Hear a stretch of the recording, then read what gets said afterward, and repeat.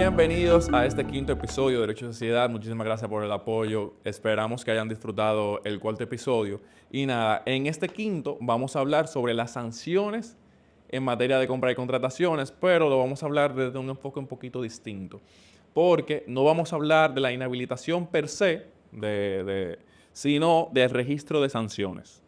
Este es un tema muy relevante porque de hecho hay personas que ni siquiera saben que existe un registro de sanciones, han visto las sanciones en la ley, por ahí en el reglamento y de hecho, ¿qué te digo? Que existe un espacio en el sistema electrónico dedicado a registrar esas sanciones y que tú puedas consultarlas, realmente es algo que a la mayoría, te diría, de las personas que trabajan en esto, se le habla del tema y no va a saber, O sea, increíblemente, a pesar de que esté en el sistema electrónico desde hace varios años, es subutilizado. Exacto. No sé si... Eso se transparentó fue en el reglamento, en el 416, ¿no? Sí, el registro de sanciones, que se colocó en el artículo 22, que se hizo más visible, de que instituciones pueden registrar aquellas sanciones que le impongan a los proveedores, pero, como dice Clara, existía, pero la gente no tenía quizás el conocimiento de esta herramienta dentro del sistema electrónico. Exacto. Como ustedes saben, el artículo 66,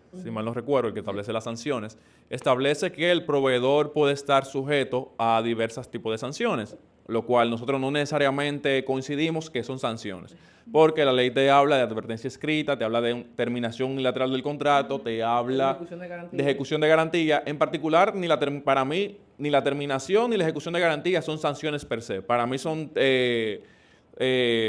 penalidades que si pudiéramos establecerlo, inclusive en el marco del contrato, de la relación contractual, porque la terminación unilateral no tiene un efecto impositivo de una afección hacia el proveedor, sino que simplemente te estoy terminando unilateralmente, en muchas ocasiones, sin causa justificada, pero también con causa justificada cuando ese proveedor me incumple con el contrato. Entonces, te ejecuto la garantía a causa de un incumplimiento del contrato, en el caso de que sea la garantía de fiel cumplimiento del contrato. Entonces...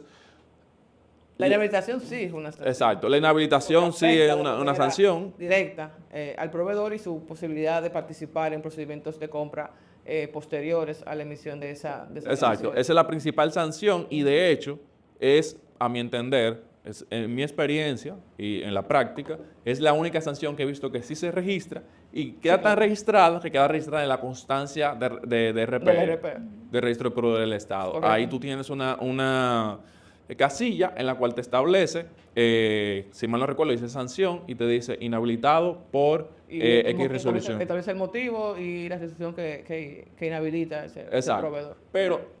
Y te diría que es la única sanción que se registra y la única que tiene consecuencias. Exacto. Realmente, que es otro tema que tenemos que abordar. Claro. Porque las demás, pues la institución tiene esa posibilidad de agotar en el marco del contrato pues esas penalidades contractuales que establece la ley, porque efectivamente no son sanciones realmente. Y ya entonces la inhabilitación que esté en manos del órgano rector es la única que puede tener una consecuencia que impacte en las posibilidades de ese proveedor poder seguir contratando con el Estado. Exacto. Entonces, en principio, se deberían de registrar las sanciones. Todas las sanciones, incluyendo las advertencias, las terminaciones, la ejecución de garantía. No se hace. Con relación a la ejecución de garantía, la aplicación de la ejecución de la garantía tampoco se hace en la República Dominicana. Son muy pocas las instituciones que ejecutan garantías. Son muy pocos los casos. Son muy pocas. Una de las ventajas o de las cosas nuevas que introdujo el reglamento y uno de los manuales que sacó la DGCP con relación a la terminación del contrato, si mal no recuerdo, que es que establece un procedimiento para la ejecución de garantía, que por lo menos ya estamos hablando, aunque sea de manera teórica, sobre la ejecución de garantía, porque anteriormente, uno, se desconocía, dos, se presentaba como un mero formalismo.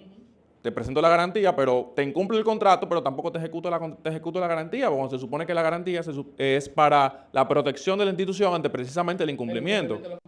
Efectivamente, claro. Entonces en realidad no se estaba aprovechando que la ley de por sí mande a que los oferentes tienen que constituir garantías para proteger a la institución, porque la institución la estaba pidiendo por un formalismo para cumplir con la norma, pero realmente ante un incumplimiento ni siquiera intentaba agotar el procedimiento de ejecución de garantía porque, como bien indicas, Rafael, no había un procedimiento.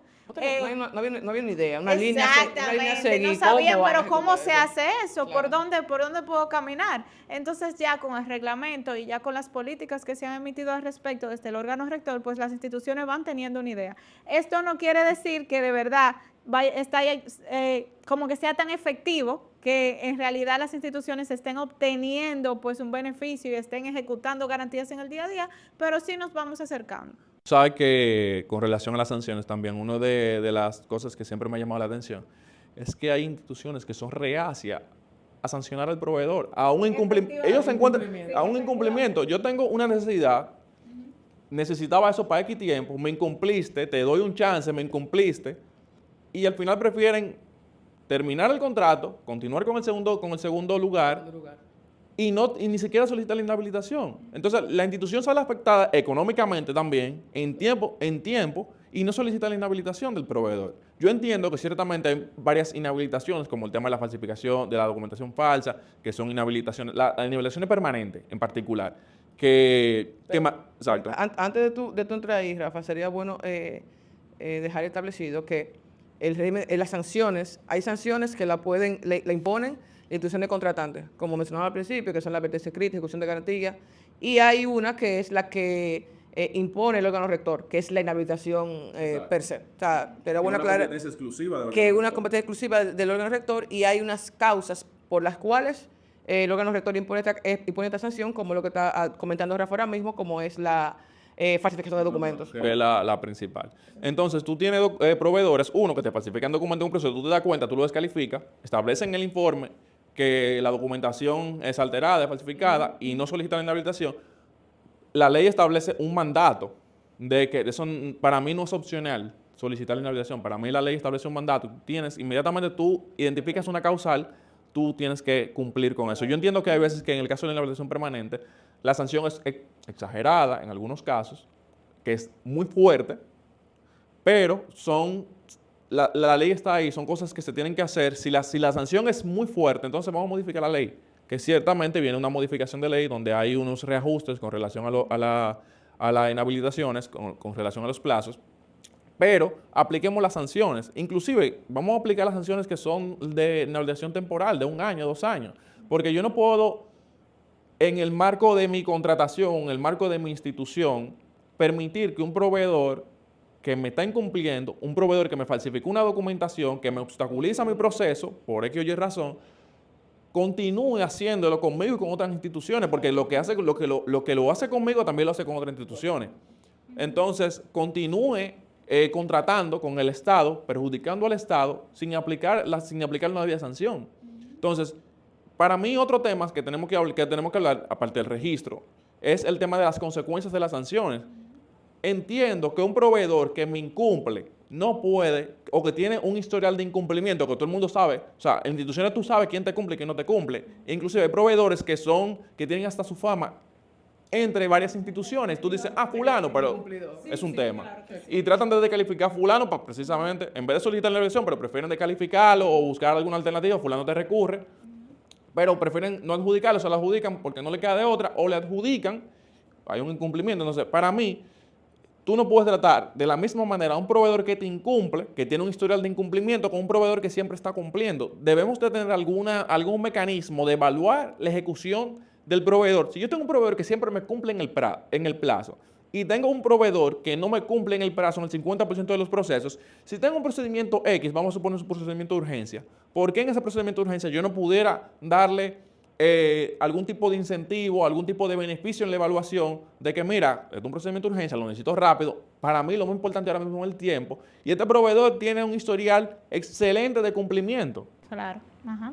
Y mira, ahí, Rafael, tú hiciste una puntualización muy importante, que es que la inhabilitación no se agota muchas veces, pero eso no debemos verlo solamente como un recurso a nuestro favor, sino como una responsabilidad, porque el servidor público tiene que ocuparse de garantizar que haya un buen uso de los recursos, de garantizar el cuidado de las finanzas públicas. Entonces, cuando yo como servidor público recibo un incumplimiento de un proveedor y no hago nada para remediar eso, no solamente estoy poniendo en peligro los recursos de mi institución, sino también de otras instituciones, porque ese proveedor va a seguir incumpliendo, o sea, va a seguir llevando ese rastro que no se va a detener hasta que alguien tome la medida de detenerlo. Pero entonces ahí traigo sobre la mesa, si bien yo tengo un proveedor incumplidor, tengo un registro de sanciones, me imagino que tú lo vas a registrar en el sistema.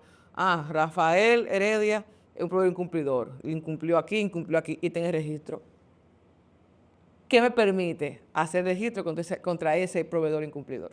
O sea, por lo que veo no te permite hacer nada. Ok, registrar la sentencia, la sanción, pero ¿qué puedo yo hacer contra un proveedor que tiene 500 advertencias escritas o tiene 200 ejecuciones de garantía? O sea, ¿qué puedo yo hacer contra ese proveedor? ¿Puedo impedirle participar en los procedimientos? En el caso de la ejecución de garantía, antes de entrar ahí, en el caso de la ejecución de garantía, para mí, ¿por qué se debe de hacer? Porque una aseguradora que se respete, si tú tienes un proveedor que te ejecutan 5 veces, no es cierto que la 6ª vez, y lo tiene que pagar la aseguradora, no es cierto que la 6ª vez la aseguradora le va a emitir una garantía. Tiene que irse a otra aseguradora. O simplemente, si no puede conseguir una garantía, se le va a hacer más difícil participar en el proceso.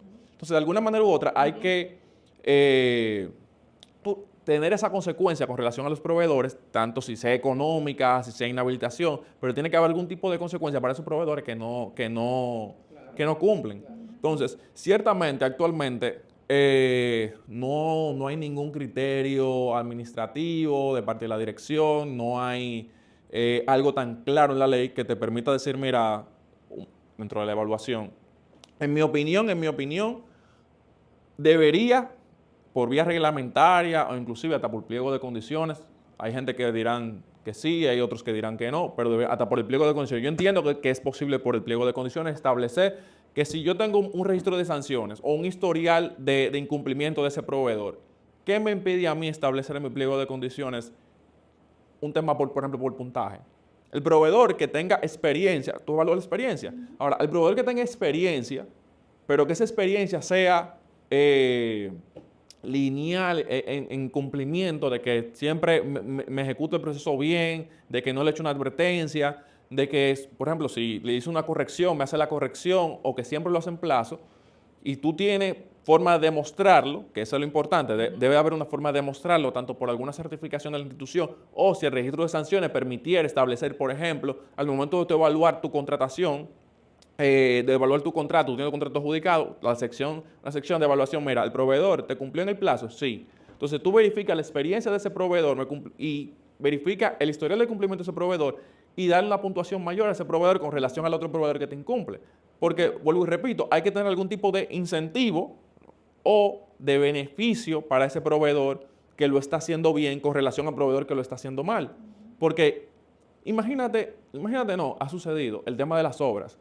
Cuando tú tienes obras, uno, que no te ponen los materiales, que es un incumplimiento, una desvinculación con los materiales que tienen el pliego de condiciones, o no te cumplen en los plazos. Vemos a diario noticias de escuelas que la inauguran y a la semana ya hay vicios de construcción. Se cae una parte del techo, tiene filtraciones. Entonces, ese tipo de cosas entiendo que debemos de irla reduciendo, porque no solamente te afecta el presupuesto. En el caso, por ejemplo, de las obras, que son obras públicas, de carreteras, de escuelas, hospitales, tú estás poniendo en riesgo la vida del ciudadano, del administrado. Efectivamente. Entonces, entendemos que no puede ser posible que los proveedores sean tratados todos de la misma manera, independientemente si cumple o si no cumple. Debe haber un historial de un proveedor. Un historial del proveedor. De un proveedor incumplidor que tú dices, cónchale, fulano tiene tanta, pero ¿qué hago? Entonces, hay instituciones que buscan la forma de que haya un pliego. No voy a adjudicar a proveedores que se le haya rescindido contratos por incumplimiento, un ejemplo. Se coloca, pero ya eso, en el pliego de condiciones, tú lo colocas para poder, ¿cómo te digo? Para tú poder evitar contratar con una gente que ya yo, como institución, le recibí un contrato porque me incumplió. Claro. Entonces, ahí entra lo que dice Rafa, o sea, como institución, en el pliego, tú puedes buscar los mecanismos para poder ver cómo tú no caes en vez de decir, no, yo no voy a contratar con Clara porque Clara es una incumplidora. Ahí digo, no, espérate, yo tengo aquí a fulano, él me incumplió y yo le solicité y yo le rescindí un contrato por incumplimiento. Exacto. El tema Ajá, que de hecho tenemos que ver varias perspectivas y entendemos en realidad por qué se establece que por una de las sanciones que puede imponer la propia institución, tal vez una sanción de una institución no sea suficiente para decir que ese proveedor no puede, es incumplidor, ¿verdad? Porque no sabemos qué puede haber pasado ahí, es entre las partes y hay que ver si hubo un elemento subjetivo. Hay veces también, que también en mi opinión, así como tú evalúas el proveedor, tú también se debería evaluar a la institución, porque muchas instituciones, incumplen con su deber de supervisión o con su deber de pago. Entonces, es verdad, la obra se retrasó, pero ¿por qué se retrasó la obra? Porque tú no me pagaste a tiempo.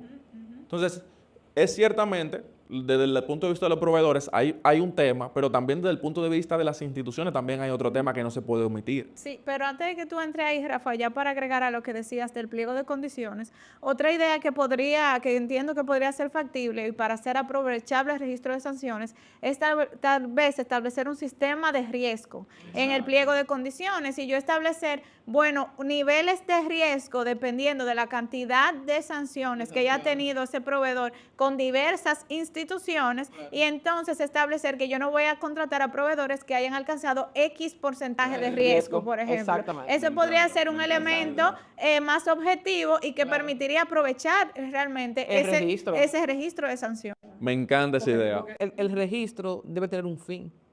O sea, no es solamente registrar sanciones por registrar, debe tener un fin, que es que identificar a aquellas personas, a aquellos proveedores que son incumplidores y poder la institución tener las herramientas a mano de saber con quién contratar y con quién no. O sea, debe tener un fin. Y como Clara bien lo dice, eso puede ser una herramienta bien utilizada, útil, para tú decir, mira, que aquí hay riesgos y puedo establecer esos riesgos y puedo decir, no, mira, aquí no entra fulano que tenga esta. Me parece genial ese planteamiento. Exacto, y más hoy en día que hablamos de cumplimiento regulatorio, de cumplimiento, de debida diligencia, todo eso. Precisamente, la debida diligencia, ¿qué hacemos con la debida diligencia que hacen las instituciones cuando identifico ese tipo de riesgo? Entonces, entiendo que debemos de materializar o de traer a la práctica esos riesgos, identificar los riesgos y tener un nivel de evaluación en base a riesgos también. Ciertamente es un reto en la República Dominicana porque no podemos ignorar que muchas instituciones tienen debilidades a nivel de personal y de capacidad también financiera, porque... Se pone a hacer una tabla de riesgo, la industria dice, no, espérate, déjame. Que de hecho podríamos pensar ese tema para más adelante, porque realmente hay que ver cuáles son esas limitaciones de recursos, cómo están impactando la ejecución de las instituciones. Exacto, porque si no tengo si no tengo, por ejemplo, presupuesto y no puedo contratar buenos técnicos, buenos abogados, entonces no voy a poder hacer ese análisis. Entonces, parte de contratar buenos técnicos y buenos abogados es tener también un buen salario. No es posible que una X técnico que es especialista o X abogado que es especialista y que tú lo necesitas en tu institución, tú le ofrezcas un salario de 30,000, 40,000 pesos, cuando tú sabes que el nivel de preparación que se necesita para llevar a cabo ese tipo de proceso no es ese salario. Entonces necesitaría un aumento en términos de presupuesto para tú poder tener el personal adecuado, tener la capacitación de ese personal o de tu personal existente también. Es decir, tú tienes que pagarle algún tipo de curso, de diplomado también para que aprenda, porque no necesariamente él tiene que venir con la información, también se puede aprender en el marco de la institución, pero que se tomen ese tipo de medidas, sabemos que es un reto, tanto a nivel administrativo, a nivel financiero y también en ejecución. Es un reto, pero debemos de ir pensando más allá, porque la realidad es que los incumplimientos tienen efectos, se perjudica la vida de la persona y quisiera retomar entonces el tema de las instituciones contratantes, de los incumplimientos de parte de la institución. Ya hablamos, los proveedores muchas veces incumplen, pero las instituciones también muchas veces incumplen. No es para nadie un secreto, yo creo que es lo más público que puede haber. Es verdad, contratar con el Estado tiene sus beneficios, porque al Estado tú le puedes vender más caro o el Estado compra a mayor volumen. Y por tanto a ti te resulta mucho mejor. No es lo mismo yo tener que esperar un año para vender 10 cosas a tener que en una misma contratación vender esas 10 cosas en una sola oportunidad. Entonces, ¿qué pasa? También debemos de tratar de facilitar el proceso de pagos, que sabemos que hay un tema con Contraloría, de que Contraloría tiene muchas trabas, formalismos en muchas ocasiones, tenemos un tema de protección, pero hay que buscar la alternativa en que se haga una mesa interinstitucional en la cual desde el nivel de compra, Contraloría u otras instituciones vinculadas puedan también sacar a camino los pagos, porque creo que esa es una de las principales quejas de los proveedores. Yo te ejecuto una obra o te ejecuto un servicio o un bien, pero tengo que esperar ¿cuánto para que tú me pagues? 90 días, 100 días. Efectivamente. O sea, entonces tú me estás constriñendo porque no te estoy cumpliendo, ¿verdad? Pero realmente yo tengo un personal que pagar, yo necesito materiales, yo necesito hacer una inversión para poder cumplir. Entonces no todo el mundo tiene la capacidad de yo salir, ¿cómo dice? Extraer de mi presupuesto, por ejemplo, exacto, 5 millones de pesos, para yo esperar un año que tú me pagues esos 5 millones, cuando viene a ver yo soy una pequeña empresa y eso me descapitaliza y estoy esperando el pago para poder continuar comprando nueva mercancía. Y justo en el caso de las micro, pequeñas y medianas empresas, ¿de qué me sirve tener procedimientos dirigidos al sector, tener tantas facilidades cuando a fin de cuentas no hay manera de que soporten la carga de esperar a que el Estado les pague? Entonces lo más importante tal vez para poder diversificar el mercado público y que puedan entrar más personas a participar es justamente que esos pagos sean eficientes para que esas personas no tengan que tener una capacidad de aguante muy alta para poder contratar. Pero en el caso de las MIPYMES, haciendo el tema, la ley obliga al anticipo para eso mismo, para evitar la decapitación porque son empresas pequeñas. Entonces la ley le obliga a darle el 20%, no más el 20%, del monto del contrato adjudicado para evitar eso, para evitar de que se... Lo que que ver es cuánto dura ese 20%, para que se esté efectivamente en su mano. Exacto. Y la presión que reciben porque no es que las instituciones por lo general esperan a que la MIPYME reciba el avance. Desde para que adjudican, ya sino que desde que adjudican yo lo necesito para allá. Que para mí eso no es correcto. Porque hasta que tú no tengas un certificado de registro de contrato en Contraloría, tú no puedes pagar. Mira, es un tema es otro tema que podemos después verlo más adelante. Me voy a tomar 2 minutos para hablar de ese tema.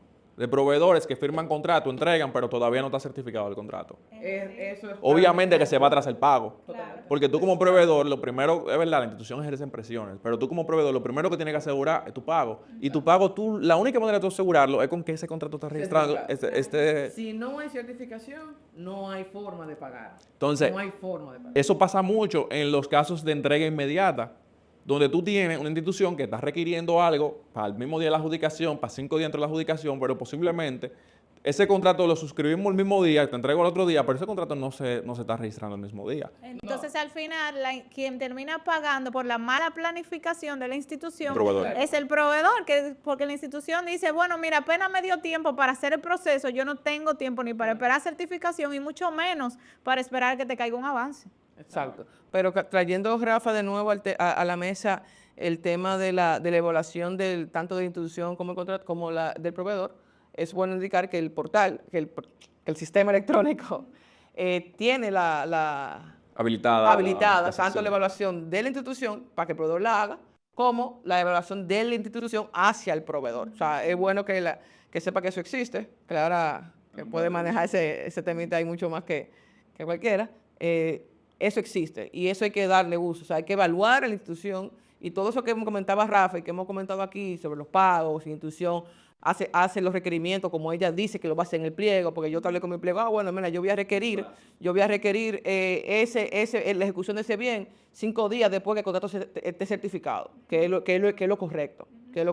Y efectivamente si eso se hace así. Exacto. Y realmente, María, como indicas, existe esa funcionalidad, se integra de hecho en el Manual General de Procedimientos Ordinarios de Contratación Pública. Al final del manual te habla de esa posibilidad de realizar esa evaluación, pero es subutilizado. ¿Y por qué es subutilizado? Porque, ¿qué yo voy a hacer con eso?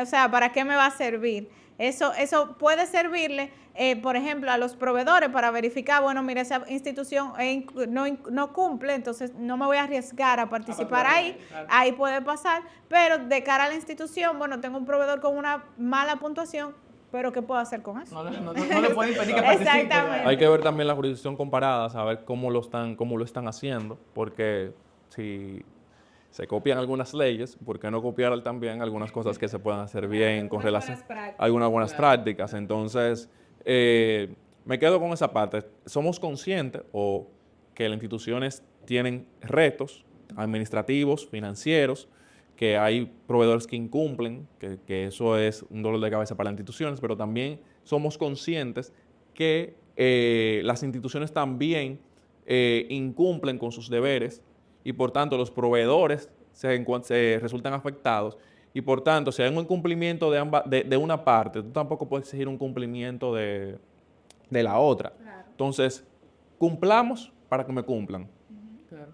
Creo que me quedaría con eso. Cumplamos para que me cumplan, busquemos algún tipo de incentivo, algún tipo de beneficio, darle la vuelta a ver cómo podemos de alguna manera u otra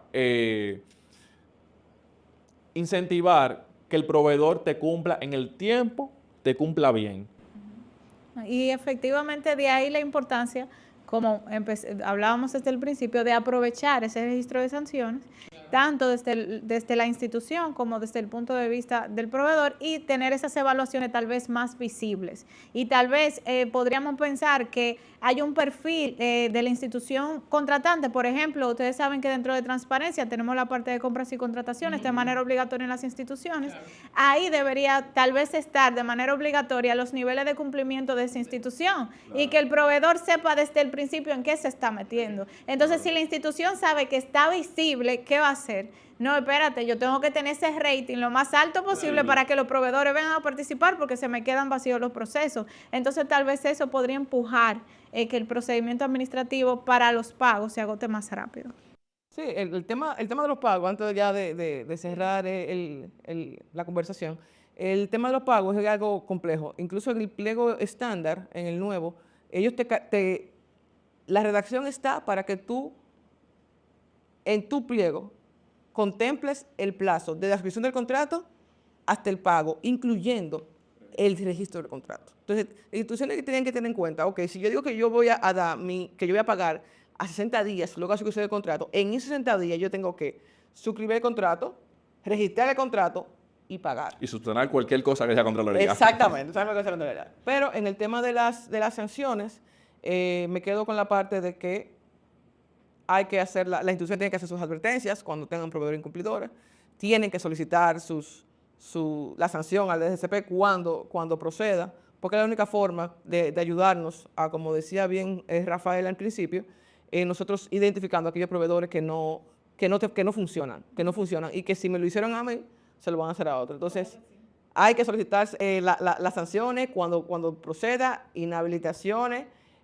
amonestar, rescindir contratos de manera unilateral cuando no te cumple, ejecutar la garantía de la institución de contratante. Y los proveedores tienen que hacer todo lo que entiendan para no caer en ninguna y no se le imponga ninguna de estas sanciones que establece la normativa. Exacto. Con esto hemos llegado a este final de este 5º episodio.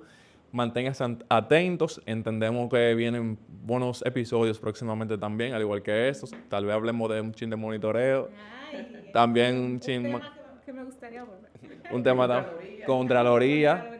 Entonces, igualmente aceptamos recomendaciones. Dejen en los comentarios cualquier otro tema que quieran del cual hablemos, no necesariamente de compra y contrataciones. Y muchísimas gracias por el apoyo.